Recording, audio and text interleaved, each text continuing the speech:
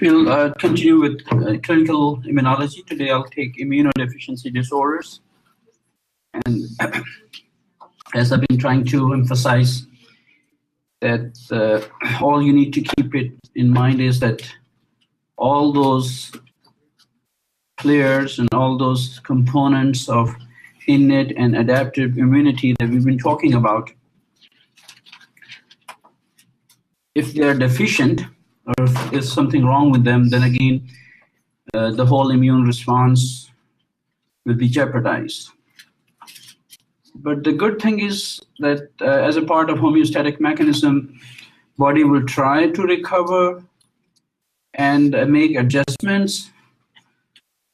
And we need to figure out how our body would do those kind of adjustments. But as a rule, if immune system is there to protect you, immune system is there to protect you not only from infection, but also from cancer, also from other autoimmune diseases and so on and so forth. At the same time, things can go out of control if your immune system is deficient. And remember, we talked about innate immune system. That's where the hard wiring is. And the baby is basically born with a compromised or deficient immune system will struggle, okay? And again,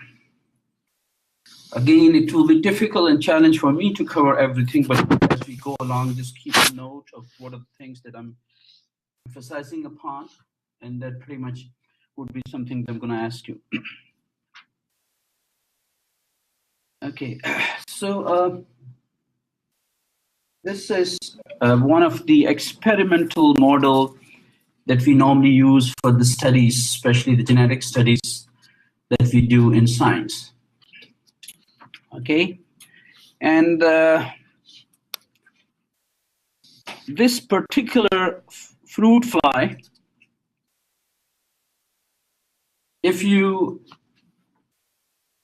take out tall receptor, we're talking about the tall-like receptors in a part of innate immune response.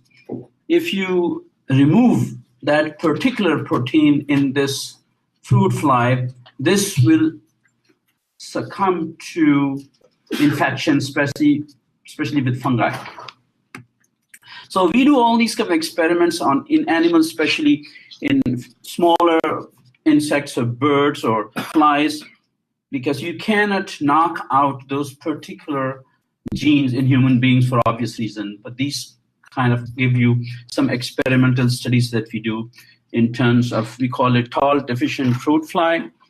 And the interesting thing for the experimental part is that 75% of the non-human disease have a recognizable match in these genomes of these fruit flies. That's very interesting. So whatever genes we have, like 75% of them, they are already there in that fruit fly. So also keep in mind, it's not human beings who have an immune system. All other, like fruit flies, have an immune system. So all those CD4, CD8, you name the receptors that we talk of, are there in such a small creature. And we are interested in that because we want to try drugs, we want to do experiments. So 75% is a lot. 50% I have the same mammalian one. And this happens to be a Drosophila, which is a genetic model that we use of some of the diseases, Parkinson's, Huntington's, spinocerebellar ataxia, Alzheimer's. So all those experiments and drugs we're doing on this small little fly. Okay?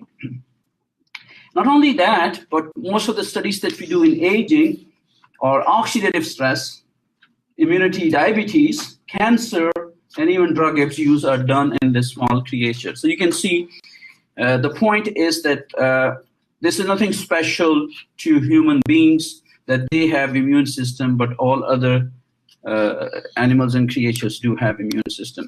So I'm going to talk about some of the primary immunodeficiencies today. Secondary, what is the effect of cancers of lymphoid system? And we'll also talk of some of the viral strategies that viruses are known to cause immunodeficiencies.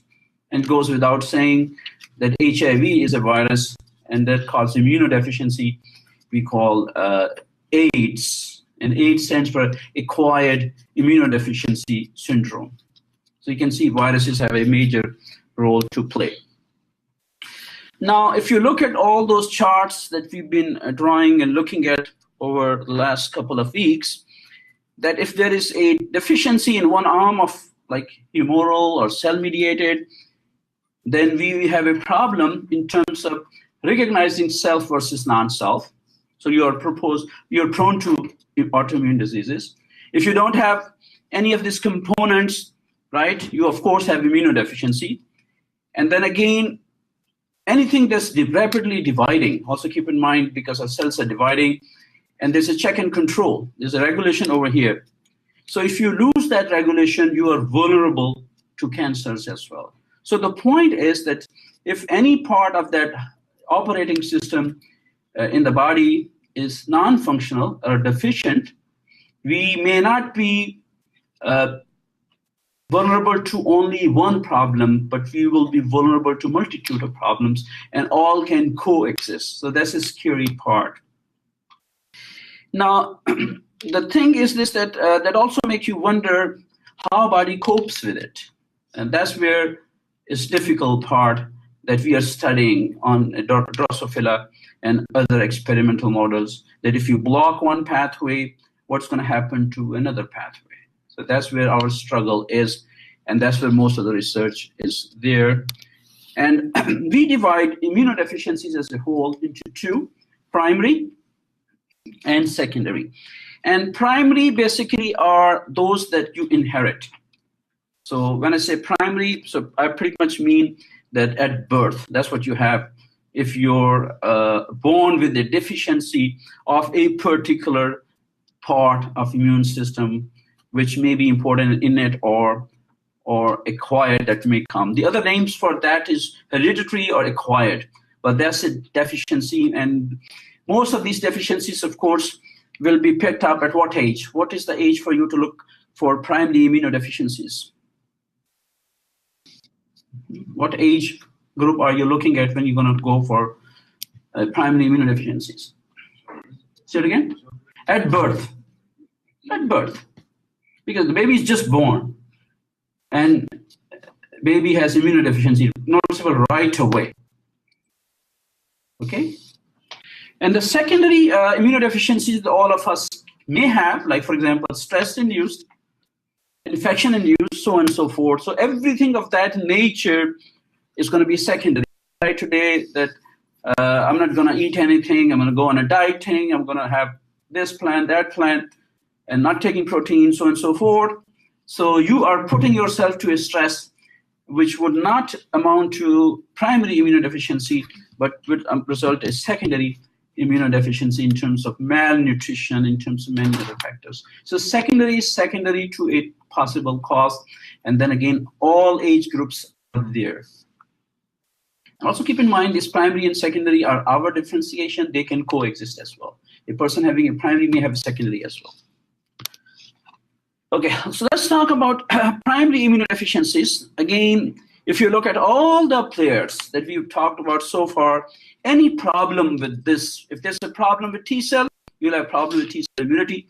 So you need to know what is the function of T cell. So if you know the function of T cell, you know what will happen if a person doesn't have a T cell. If you know a function of B cell, you will know what will happen if a person doesn't have a B cell, or combined. Or you may have very specific to some cell, which we call non-specific immunity, like NK cell and phagocyte, and we have complement activation problems that we discussed earlier. Because most of the complement part work with all these other players. So complement don't work on their own; they work in company, in harmony with the T cells, B cells, and many other cells. So there's a complement deficiency, as I said the other day. You'll have a major problem in terms of fighting infection, as we talked about Neisseria, gonorrhea. Okay, and then also keep in mind that all those structures that we've been talking, especially proteins, whether they be receptors, whether they could be signaling pathway, any problem with any protein and any enzyme may lead to an immunodeficiency that we have to figure out. So how would you know? What will be the first sign that you think you will find in a baby, for example, having a primary immunodeficiency? How is that baby going to present? Is a clinical picture. Sorry? T cell count. Clinical. I said clinical. What's a clinical presentation of you finding out that the baby or a newborn has immunodeficiency, especially of primary nature?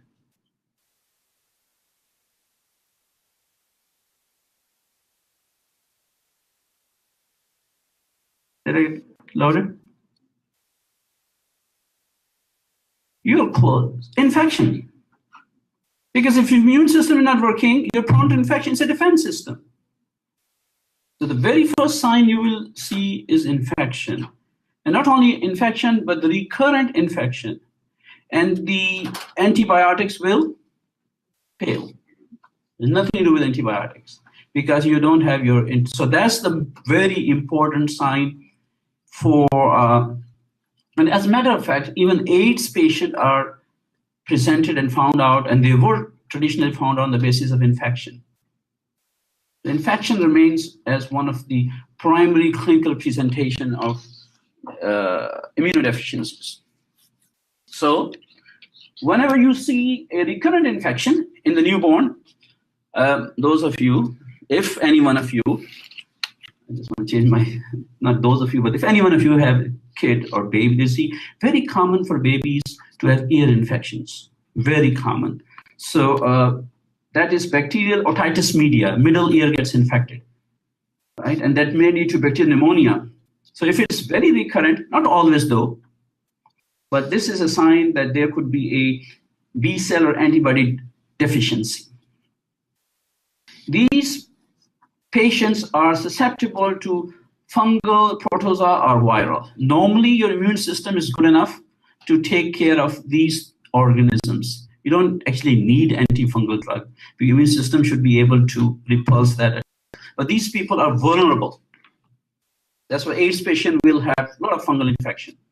To such an extent that one of the infection which will cause infection in birds, a fungal infection of the birds. So if you have, that's what we say, if you have immune system of a bird, you can still fight that organism. But the AIDS patient will have immune system even smaller or redundant than a bird. They would not be able to mount a response, and they get repeated infection. That's why we picked up fungal infection.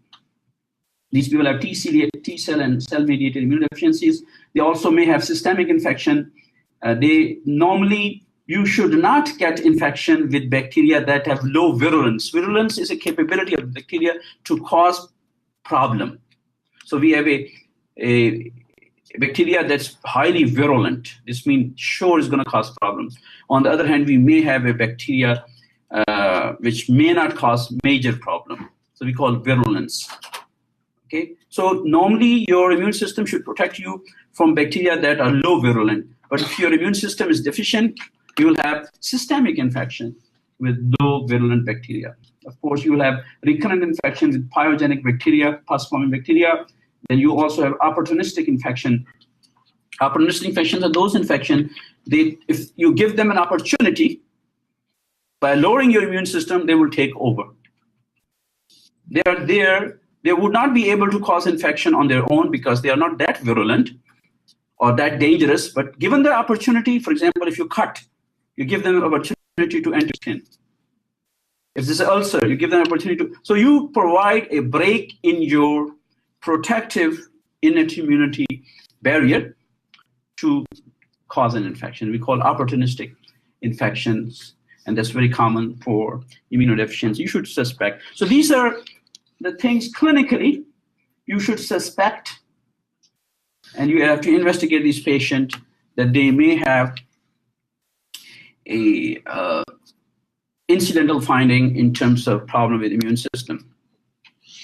And again, if you look at table 18.1 in your book, as is a good table, you'll see major clinical manifestation immune disorder. So you will see the deficiency over here and what kind of presentations would be there, right? It could be a presentation that's basically only limited to B cell type or T cell type or a complement or some other important, like for example, things that are unregulated, for example, they're too much or too little. So you will see a corresponding associated disease in terms of response.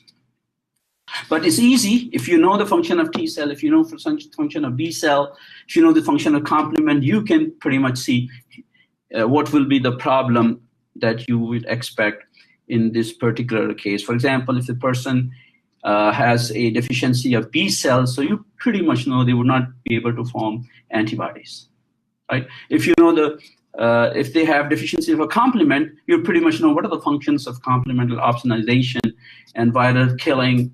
You know, all these are compromised. So it's easier for you to figure out the associated disease or associated symptom with the deficiency that you normally see, whether it be, but also keep in mind that these can occur selectively, just one component, or it can be global as well. You can have a bigger picture. Okay, now, the other important thing for the primary immunodeficiencies, firstly, keep in mind they are genetic. And most of the genetic diseases, when we talk about, keep in mind they are rare. And when I say rare, this means every one baby born out of 10,000 may have the genetic disease. So 1 in 10,000 is the normal kind of incidence that you normally see for most of the immunodeficiency, except if your body is unable to make IgA, that frequency is even lower than that. So very rarely. So the point is that normally when we look at the newborns, if you go and look at, talk to a neonatologist who examine the babies at birth, they will tell you and hospitals keep a record as well. So if there are 10,000 babies born, one of them will have that immunodeficiency. But if you look at the whole picture for the hospital or NIH or CDC, they will see that 50% of these abnormalities are coming from antibody deficiencies. And 20% are both antibody and cell-mediated immunity. 18% are from the phagocytic disorders, so the neutrophils, the monocytes, and macrophages would not be able to phagocytose. Okay, so that's like 18% of that. And then again, 10% alone are cell-mediated immunity, 2% are complement deficiencies, and that's pretty much the chart of incidence that you normally see. Now also keep in mind that it's just like upstream and downstream.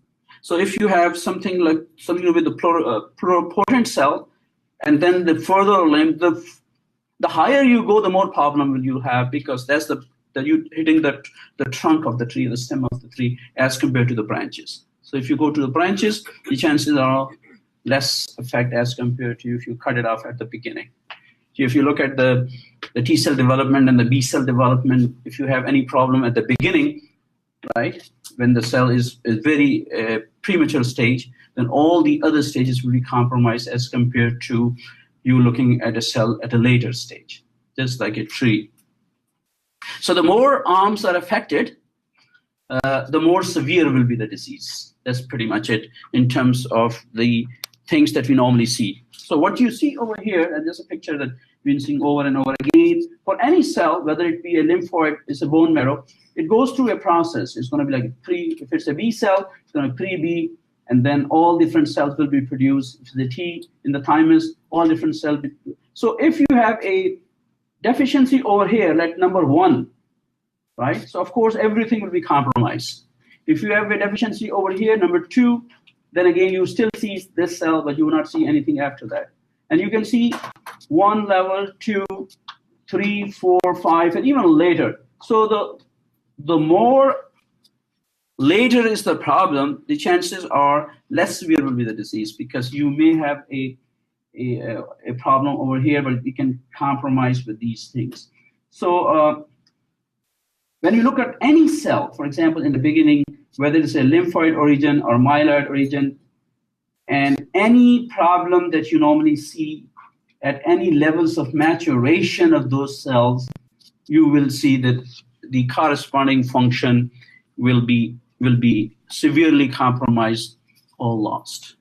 Okay, let's see, for example, if you have a problem at this level where cell has already formed IgM and IgD, and you want a class switch, and there's a deficiency over here, then of course the class switching would not occur. So this means your body would be unable to make IgG, but you still have IgM, so you're compromising with that. As compared to something which happens earlier, right? So everything will be compromised. You have no antibodies at all. Okay. Then also keep in mind when we talk of B cell development and when we talk of T cell development, in B cell development you saw initially we didn't have any of those antibodies or BCR receptor attached. So they get attached over time. Right? So if you have a problem initially before the BCR receptor is attached, so you have no function at all. Right? But if you have a problem that comes later on, then you may see that particular problem. Like, for example, if you look at T cell, it's not given over here, but if you look at the chart when I told you T cell development, and I said that naive T cell or unactivated T cell has IL-2 receptor, but it has just alpha beta receptor. It doesn't have the gamma unit for it. So you have to activate that receptor to insert the gamma unit to cause it to function, to have a functional receptor. So if you have a problem and you are unable to put that particular gamma receptor on IL-2, then of course that receptor will be redundant, non-functional receptor. Okay, so again, it depends upon the developmental stage. It depends all the way how you look at it. Okay. Okay.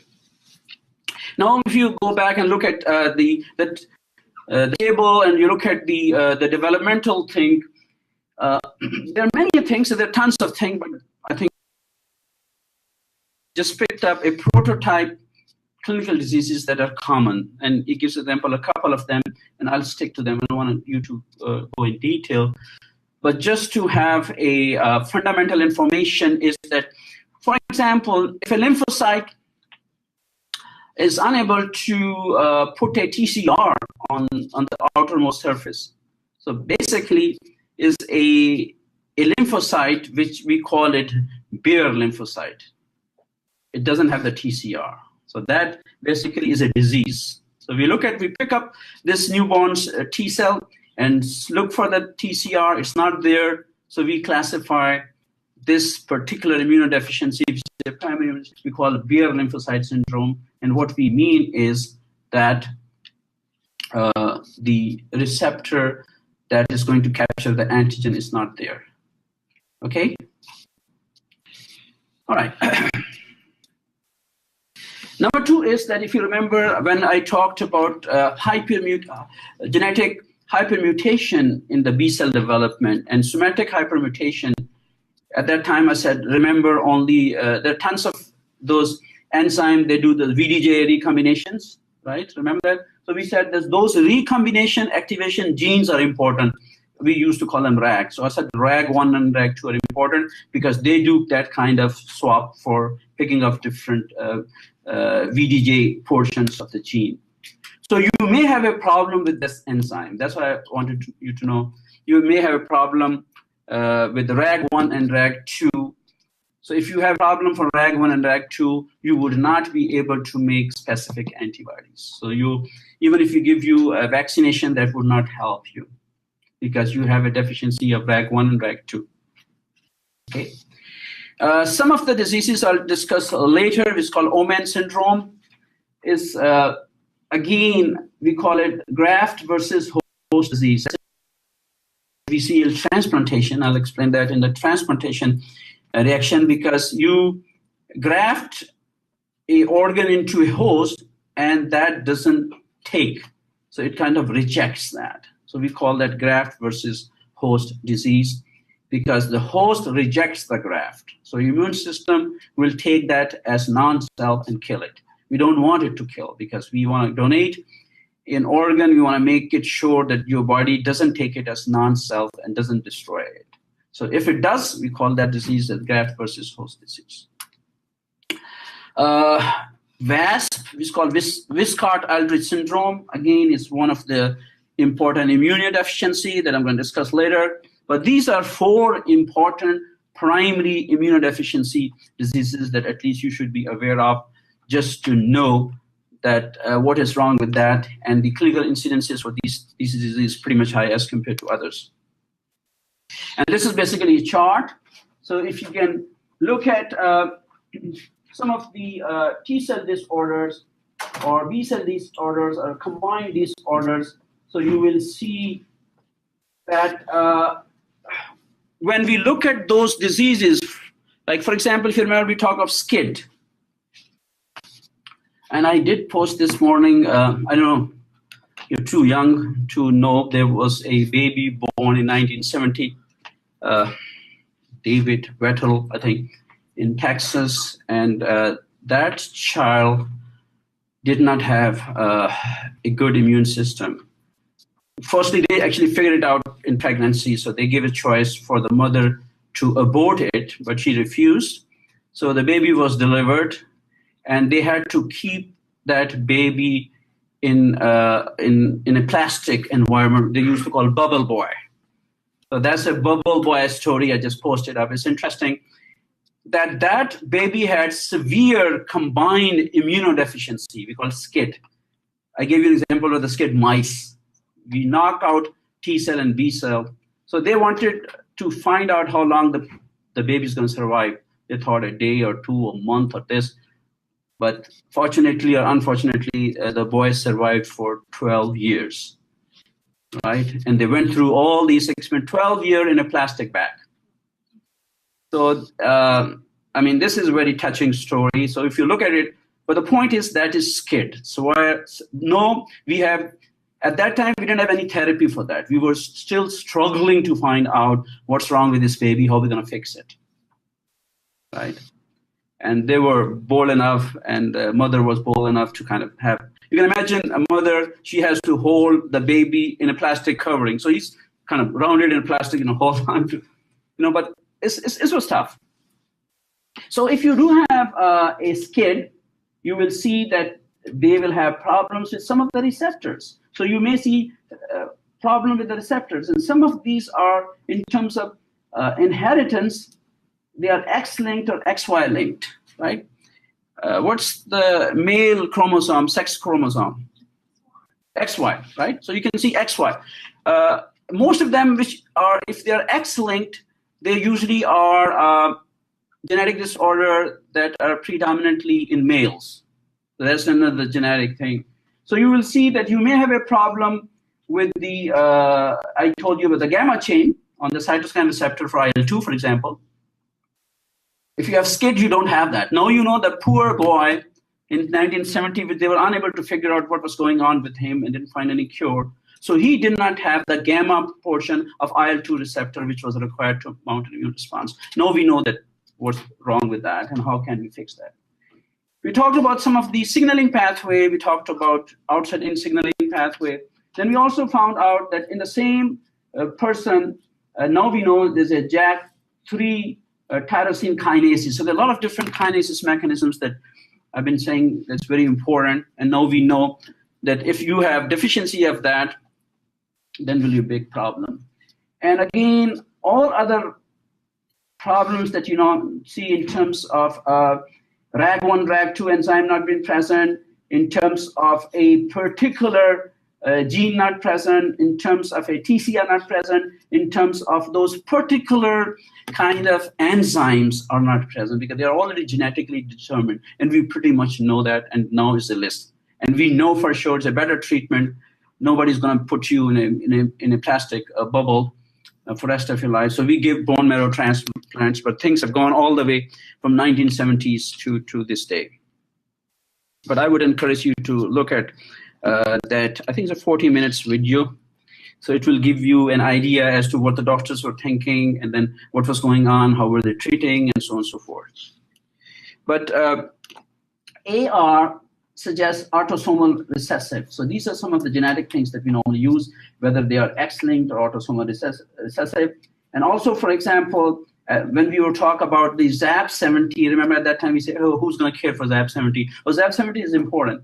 If it's a deficiency for that, then we cannot get the signaling pathway working. So we have a lot of problems. People may have cancer, people infections, so on and so forth. So each one of those players, especially mentioned in this book, whether it be FIN, LIC, SIC, ZAP70, RAGS, IP3, all those kind of jargon that you were thinking is hard for me to know was important, because the drugs are targeting those particular molecules, and we have some deficiencies that we normally see. Okay, again, you can look from here that there are many charts of immunodeficiencies, but the point I'm trying to emphasize over here that each and every component of immune system that we have been discussing in the previous 10-15 lectures, they basically have a problem there, right?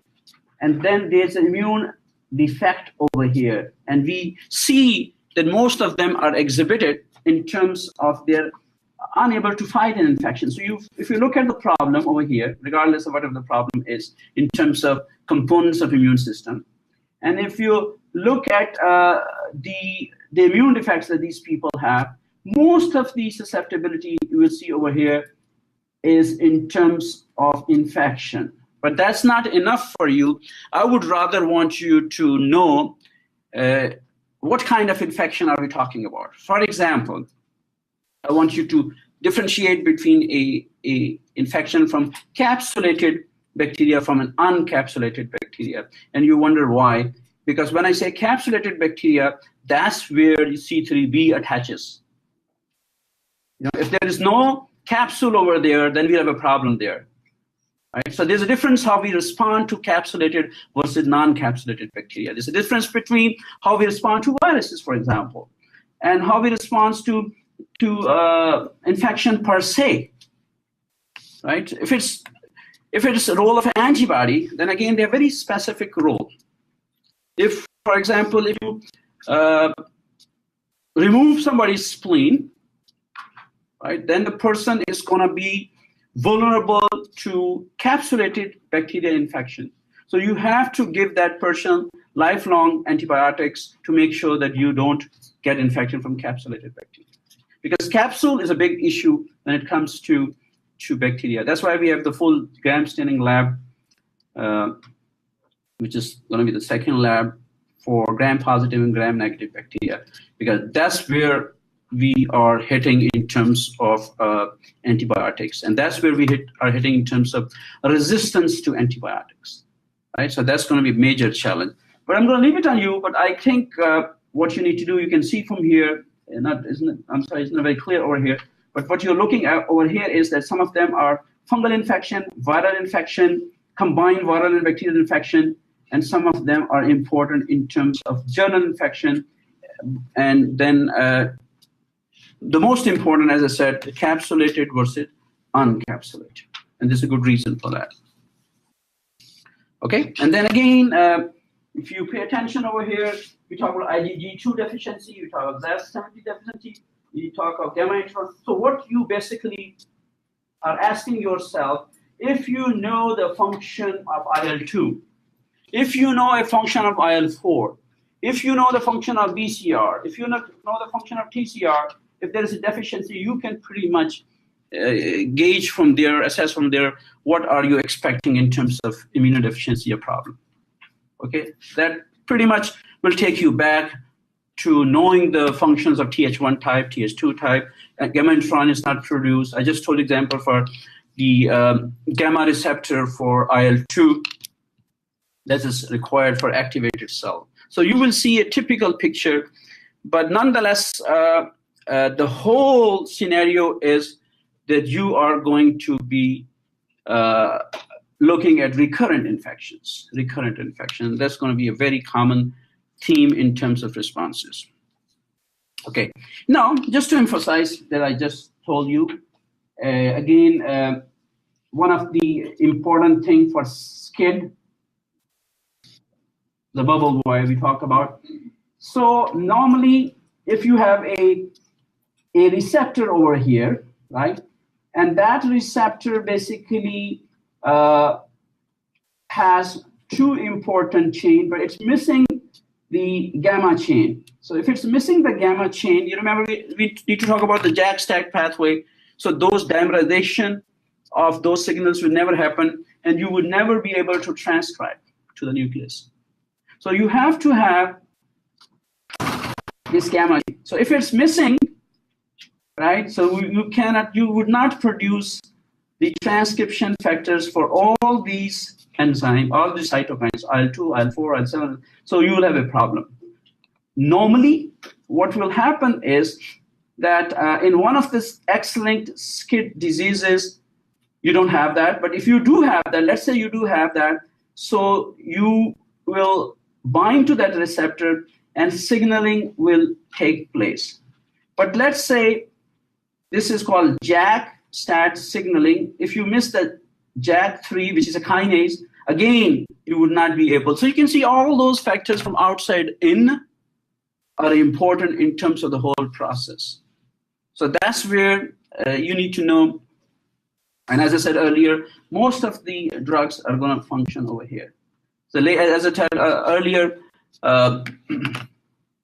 anti-cancer drug, AIDS drugs are working, especially for either stimulating JAK-STAT or inhibiting JAK-STAT. So that's what a kinase is. Okay. So you can see the importance of the alpha chain, importance of missing of a particular enzyme. So when it comes to the player, if you miss the important part of the component of signaling pathway, you have a primary immunodeficiency. Okay. Then we talked about many different other diseases. Just for prototype, just to give you an idea. Who's got attendance sheet? Can I have attendance sheet? Where's the attendance sheet? Who's got attendance sheet? I mean, I know I gave it up. So where is the attendance sheet? You get so sleepy that that's what that is what is called immunodeficiency of attendance. So you know that it had to happen today because you talked about immunodeficiency. I know we started it. It never has happened before, right? Yeah. Because actually, she was very much interested in my lecture, so she dozed off, I can tell. You have to be very careful you doze off in the first row. Okay, so you can see from here, if you miss, for example, one of the receptors, especially this cell has missing MSC class 2, right? If it misses that, it cannot present an antigen to T cell. We call it bare lymphocyte syndrome. You have a problem here. So that's why we used to wonder, we are giving antibiotics to these babies and they're still dying. We kept, all these, like for the bubble by 12 years, and some people think we just kind of make him a guinea pig, do all these experiments, draw his blood out and find out what is going on, and we learned enormous amount of information from there. Then again, for example, the other co-stimulator that you need for production of some of the activity is, especially for cytokine production, you need CD40 ligand to talk to CD40. If you have CD40 ligand, which is a protein, but it's mutated. So if it's mutated, it's not going to bind to CD40. So you would not have a second signal, and you have to have a second signal for production of antibodies. So you can see the problems that we are looking at, and the problems that we still are looking at in terms of any problem, in protein chemistry. Or let's say if we have a fast ligand, and then again, remember for some of the activities, we have to have that fast ligand talking to fast ligand for killing of the cell. Like for example, if there is a cell infected by a virus, you want to eliminate that. But we are unable to do that because viruses are dividing in your cells. You want to stop that. Normal system is fast ligand. But if your fast ligand, which is a protein, is mutated, that's why mutations are important in terms of all those receptors because they are all proteins. You can see mutated fast. So these are some of the example that see. So in this case, what is happening is you need CD40 ligand to. Does anybody remember what was the most important thing I told you when we were talking about CD40 ligand talking to CD40? Hypermutation. Hypermutation? What is it? Hypermutation. How? What do you mean? What do you mean? I mean what's important of that. I just told you what I mean. Class Class switch. Exactly. Class switching. So you need these two to talk if you get a class switching. Okay. If this mutated, there's no class switching. So what is happening is you would not be able to produce what? Which antibody would not be able to produce? Zeus ever said IgM, I'm going to take 2 points away from your immunology. IgG, right? So IgM is already there. So what will happen is that if you are unable to do class switching, you will have hyper IgM syndrome. You are just producing IgM for no reason. It's a big antibody. You're going to fill your system with IgM, and it's going to create problems. There's no class switching. You want class switching because these antibodies, IgM is a bad antiviral, is a bad antitoxin, right? So you don't want your whole system to be flooded with IgM. We call hyper IgM syndrome. So things of that nature, you can see each and everything now will come and play. Okay, this example gives you some of the deficiencies that you may have when you talk of like TCR receptor. We talked about the alpha and beta chain. We talk of ITAMs over here.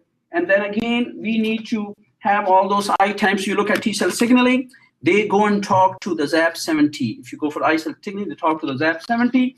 If for some reason you are deficient for ZAP70, right, or you have a deficiency of those ITAMs, you cannot pass the signal. And if you can't pass the signal, you get no proliferation of T cell, you got no production of cytokines, you got no killing, so your T cells are useless. So not only that you need receptors, you also need those we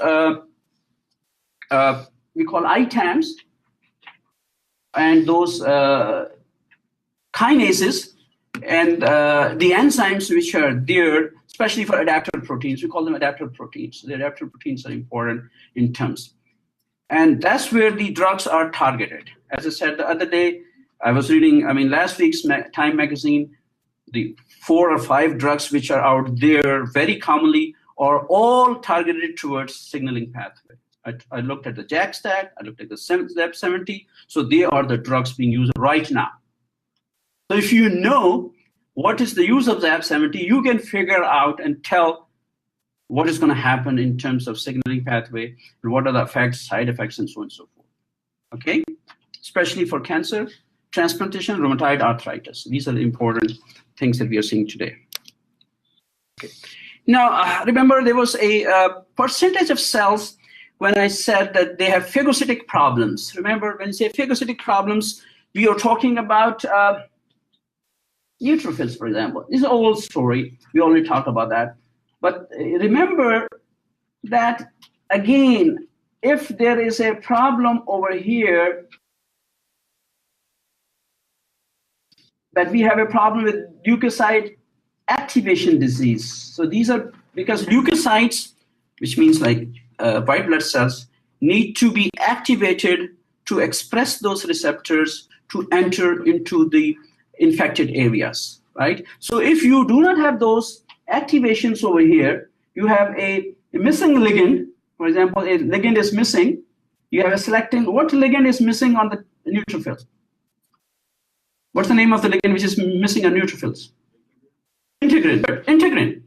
So if you are missing integrin, they would not bind. And actually, the answer is over here. You just have to pay attention. There you go. Integrin, and it would not bind. But integrin, remember, when integrin, it has two different kind of molecules, and they are in the opposite direction. So they have to turn around and dimerize. So you can see from here, if you miss a chain over here, again, you have half a portion of integrin, still no good. No activation will happen. You need activation of neutrophils for these neutrophils to phagocytose the bacteria in the tissue. If you are missing this chain over here, this will not get activated. If you're missing the chain over here, it will not get passed through. If you are even missing other markers which are here, they may have a problem, right? For example, in this case, Shiriaki-Higashi syndrome, what you see is that let's say neutrophils are phagocytosed. So we say, hey, neutrophils are okay, and they are phagocytosing as well, but what's happening? Still, we still have a problem. We have a problem here. Okay. I knew, because I'm teaching immunodeficiency, everything has to go wrong today. Okay. Let's see if I can go back. Okay. So, so you see from here, the neutrophils are taking phagocytosis, but we say Shiriaki-Higashi syndrome. So what is happening, do you think? What is happening in this case? Guess.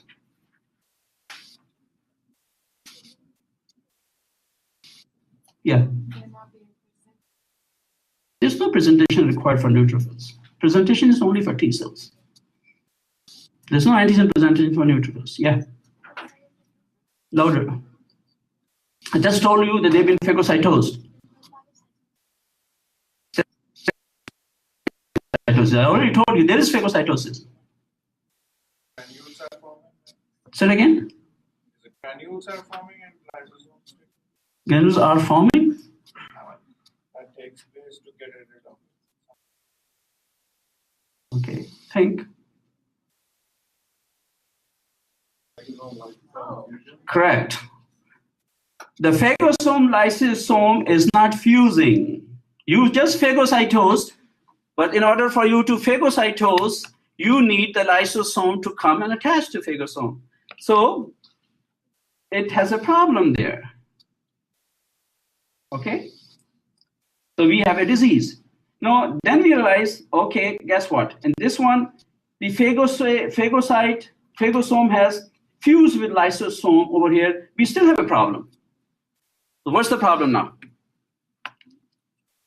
The problem now is that those vacuoles which are being poured into the phagosome, the most important of them are reactive oxygen species. You have oxidants. These oxidants are not produced. So there is something, and that again will take you back to Krebs cycle. You know, you need NADPS oxidase enzyme. So that's the important enzyme. NADPS oxidase is missing for those particular cell membrane that are to release. We call that disease as chronic granulomatous disease, CGD. So what you see, the neutrophils look normal. They take up bacteria, they phagocytose bacteria, lysosome come, still they are there. The reason is that there is a deficiency of one of the Krebs cycle enzyme for a electron transport chain, which is NADPH oxidase. Okay, so these are all primary immunodeficiencies. All right. All right. And again, you can look at the diseases that we see, and then again, the immune defect that you see, and what is the association that we have seen so far over here. And pretty much you will see the same picture, especially for electron transport chains, and especially for some of the enzymes. For example, we talk about granulomatous, which NADPS oxidase is defective, but you may also have deficiency of glucose 6-phosphate dehydrogenase. That's also important for respiratory burst. So if you have a problem with this enzyme as well, you may have a problem. So you can see each and every enzymes that you were told in biochemistry, if they are deficient, then again, the oxygen will not be released and they will not be killing. So that oxygen is basically important in killing bacteria. Same chart that we already told you about, the alternative pathway that we talked about earlier. In this case, what you may happen if there is a complement deficiency over here, right? Then again, the first part, immune complexes, would not work. The second part, you may have rheumatoid diseases. And the third part, you may have Neisseria infection. So these were something that we already discussed earlier in the complement. If there is any particular component of complement system that's deficient, so we check for your complement before we basically will start treating you. Repeat slide. C1, C2, immune complex disease, C3, susceptibility to capsid bacteria, and so on and so forth. This is actually what we discussed earlier as well. That if you have a complement deficiency, and most of the time the questions are, I'm going to ask you, hey, if you have C5 to C9 deficiency, what is the effect of that deficiency? I wanted you to know susceptibility to Neisseria. Okay, if you have a deficiency of, for example, C1, CINH, so because that is a component which is going to regulate the inflammation. So if you don't have that component, what's going to happen is that you have so much edema in what we call angioneurotic edema. So you have angioneurotic edema in your eyes, mouth, and many different places. And the reason is because your complement is produced too much and they are not being properly regulated. Okay, and also remember when I told you complement, I also said they are produced in the liver. If you have a problem in the liver, then there will be another issue for you to produce these proteins. Last slide, I'm going to leave it unused because I'm going to take it in detail as HIV. The secondary immunodeficiency diseases. If you are malnourished, if you have, we can also induce secondary diseases by anti-cancer therapy, immunosuppressive drugs, autoimmune diseases, so on and so forth. Because too much infections will also chew up bacteria, chew up antibodies, chew up cells. So we have, for example, if you have a cancer of immune cell, cancer of T cell, cancer of B cell, so these cells would not be normal. So we will have a secondary immunodeficiency. And then again, there's a list of that. The most important among all these, again, is an HIV.